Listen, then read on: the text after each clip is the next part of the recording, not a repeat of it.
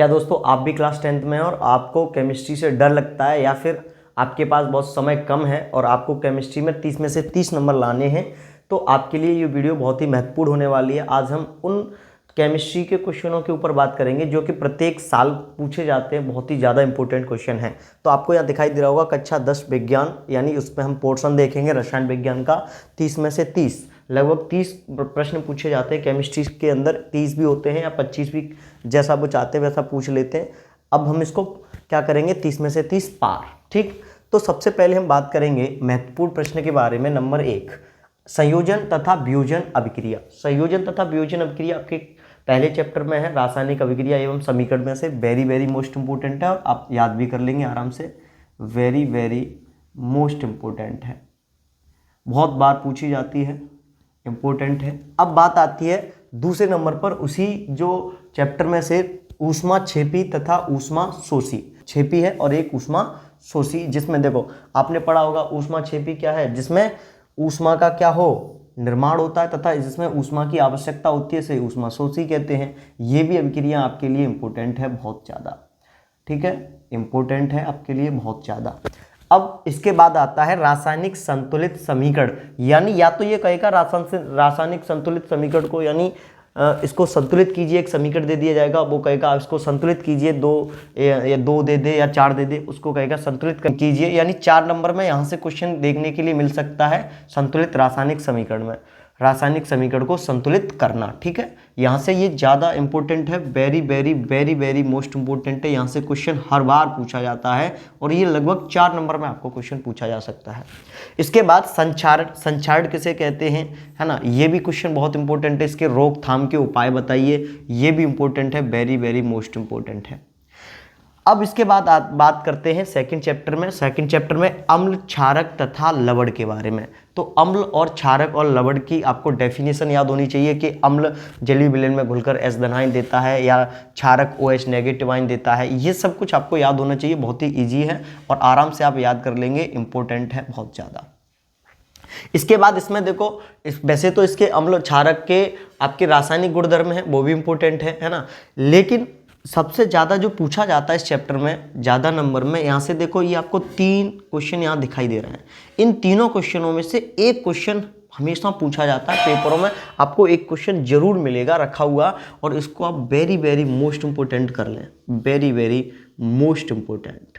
और ये आपका लगभग 2025 में आएगा ही आएगा, आपको डिक्टो पेपर में देखने के मिल जाएंगे इन तीनों में से एक। पहला क्वेश्चन क्या होगा, बेकिंग सोडा बनाने की विधि तथा इसके उपयोग लिखिए। अब वो ये भी कह सकता है बेकिंग सोडा की जगह ब्रंजक चूर्ण कह दे, बेकिंग सोडा आपका क्या है, खाने का सोडा, वो आपको कह देगा खाने का सोडा क्या है ना, इसकी जगह खाने का सोडा यूज कर सकता है, बनाने की विधि। ब्रंजक चूर्ण भी इसी में है ना, वो भी इंपॉर्टेंट है। अब इसका फॉर्मूला क्या होता है, फॉर्मूला आपसे पूछेगा, फिर इसके उपयोग पूछेगा। फॉर्मूला इसका होता है NaHCO3। अच्छा, इसके बाद धावन सोडा से आपको याद होना चाहिए धोने का सोडा, बनाने की विधि तथा इसके उपयोग। इसके 4 आपको उपयोग लिखने हैं, है ना। इसका होता है Na2CO3 × 10H2। इसके बाद आएगा प्लास्टर ऑफ पेरिस क्या है, इसका फॉर्मूला आपसे पूछेगा तथा इसके उपयोग लिखिए। अब प्लास्टर ऑफ पेरिस का आपको फॉर्मूला याद होना चाहिए, क्या होता है, CaSO4 × 1/2H2O, plaster of Paris. इसका उपयोग बहुत ही आसान है, डॉक्टर टूटी हुई हड्डियों को जोड़ने में करता है। और इसके बाद आती है उदासीनीकरण अभिक्रिया। उदासीनीकरण अभिक्रिया क्या होती है वो याद होनी चाहिए आपको, जिसमें अम्ल और क्षार, अम्ल तथा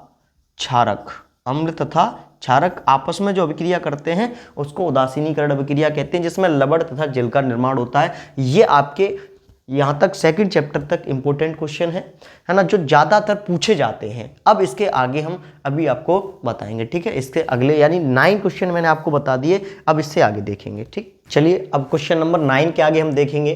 तो अब हम आते हैं धातु और अधातु चैप्टर के अंदर। तो धातु और अधातु में सबसे पहले वो उसकी डेफिनेशन भी पूछ सकता है कि धातु और अधातु बताइए क्या होते हैं, है ना। कुछ एग्जाम्पल भी पूछ सकता है या फिर इनमें अंतर बताएगा, या अंतर पूछने के लिए कहेगा या इसके कुछ एग्जाम्पल, है ना। और अगला जो क्वेश्चन बन सकता है वो बनता है कहाँ से, धातुओं तथा अधातुओं के भौतिक गुणधर्म पूछेगा। यानी वो कुछ भी पूछ सकता है कि बताइए ऐसी कोई धातु बताइए जो कमरे के ताप पर क्या हो, द्रव अवस्था में हो, है ना। और या फिर ऐसा वो कुछ हम पूछेगा कि बताइए ऐसी कोई उपधातु बताइए, अधातु बताइए जो ठोस हो, ठीक है ना। और या फिर बहुत सी चीजें हैं, इसके गुणधर्म पूछेगा, इनकी अभिक्रियाएं करवाएगा, है ना। बहुत ही इंपॉर्टेंट है, अगर यहाँ से क्वेश्चन आएगा तो बहुत ही ज़्यादा इंपॉर्टेंट है, वेरी वेरी मोस्ट इंपॉर्टेंट, लगभग वो आपका 4 नंबर में क्वेश्चन आएगा। इसके बाद वैद्युत रासायनिक श्रेणी बहुत ही ज़्यादा इंपॉर्टेंट है, ये तो वैद्युत रासायनिक श्रेणी वेरी वेरी मोस्ट इंपॉर्टेंट है, लगभग प्रत्येक सेट में आपको मिल जाएगा ये केमिस्ट्री के अंदर कि वैद्युत रासायनिक श्रेणी लिखिए तथा इसके गुण भी पूछता है। लेकिन वैद्युत रासायनिक श्रेणी आपको याद होनी चाहिए, जैसे मैंने आपको ट्रिक से पहले आपको याद करवाई है, कलुआ ने कार मांगी जा फेंकी पत्थर पर, हे कालू पारा आजा कूंद, है ना। आप हम ट्रिक से याद कर लेंगे आराम से। और इसके बाद संतृप्त तथा असंतृप्त हाइड्रोकार्बन, संतृप्त हाइड्रोकार्बन क्या होता है, जिसके अंदर सिंगल बॉन्ड होता है ना। असंतृप्त हाइड्रोकार्बन कौन से होते हैं, जिसके अंदर डबल बॉन्ड या ट्रिपल बॉन्ड पाए जाते हैं। ये चीज़ें आपको पढ़ी हुई हैं आपने, तो आप आराम से कर लेंगे, ज़्यादा कोई कठिनाई की बात नहीं है। और ये इंपॉर्टेंट है, बहुत ज़्यादा इंपॉर्टेंट है, बहुत महत्वपूर्ण क्वेश्चन है। इसके बाद समजाति श्रेणी इंपॉर्टेंट है, समजाति श्रेणी इंपॉर्टेंट है।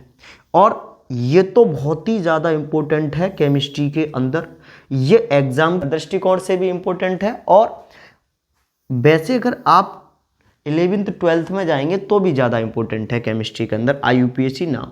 अब इस IUPAC नाम में आपको ये क्या पूछ सकता है, एल्केन, एल्काइन, एन के फॉर्मूले पूछेगा, रासायनिक सूत्र, जैसे एल्केन का क्या होता है CnH2n+2, है ना। अब एल्कीन का क्या होता है, एल्कीन का होता है CnH2n, है ना। एल्काइन का क्या होता है CnH2n-2। ये फॉर्मूले आपको डायरेक्टली पूछेगा तो ये ऑब्जेक्टिव क्वेश्चन में आएगा। कहाँ से आएगा, ऑब्जेक्टिव। अगर IUPAC नाम पूछेगा कोई चेन देके तो वो आपके 2 नंबर में 2 क्वेश्चन पूछेगा और उसके IUPAC नाम लिखने हैं, या नाम दे देगा तो उसका संरचना सूत्र बनाना है। यहाँ से इंपॉर्टेंट है, पक्का कर लो, आना ही आना है, यहाँ से क्वेश्चन आना ही आना है, ठीक है। और इसके बाद साबुनीकरण इंपॉर्टेंट है, साबुनीकरण अभिक्रिया इसी चैप्टर में है, इंपॉर्टेंट है, बहुत ज़्यादा इंपॉर्टेंट है। इसके बाद आता है एस्टलीकरण अभिक्रिया, ये भी बहुत ज़्यादा इंपॉर्टेंट है, एस्टलीकरण अभिक्रिया, है ना। और मैं आपको एक बात बताऊं, इसके बाद अगर आपको केमिस्ट्री के अंदर अगर अच्छे नंबर लेके आने हैं, यानी फुल में से फुल मार्क्स लेके आने हैं, तो आप मुझे बताएं कमेंट में कि इसके ऊपर पूरी एक वीडियो बना दें, सब कुछ एक ही वीडियो में हम आपको करवा के देंगे। ये 17 के 17 क्वेश्चन, और ये क्वेश्चन ही रिपीट होते हैं हर बार, है ना। और आप कमेंट में हमें एक काम करके बताएंगे कि वैद्युत रासायनिक श्रेणी को कमेंट में लिख के बताओ। ये आपके ये वो क्वेश्चन है जो कि पेपर में हर बार पूछे जाते हैं। अगर वीडियो अच्छी लगे तो लाइक करेंगे और चैनल को सब्सक्राइब कर लें, ताकि ऐसी वीडियो आपको एग्जाम टाइम तक लगातार मिलती रहे। और मैं ये केमिस्ट्री के लिए बनाया है, इसके बाद मैं फिजिक्स के लिए बनाऊंगा, बायोलॉजी के लिए भी बनाऊंगा, और मैं ये सारे के सारे क्वेश्चन अपने यूट्यूब चैनल पे भी करवाऊंगा, ठीक। इसके लिए आपको यूट्यूब चैनल को सब्सक्राइब करना पड़ेगा। आज के लिए इतना ही, धन्यवाद।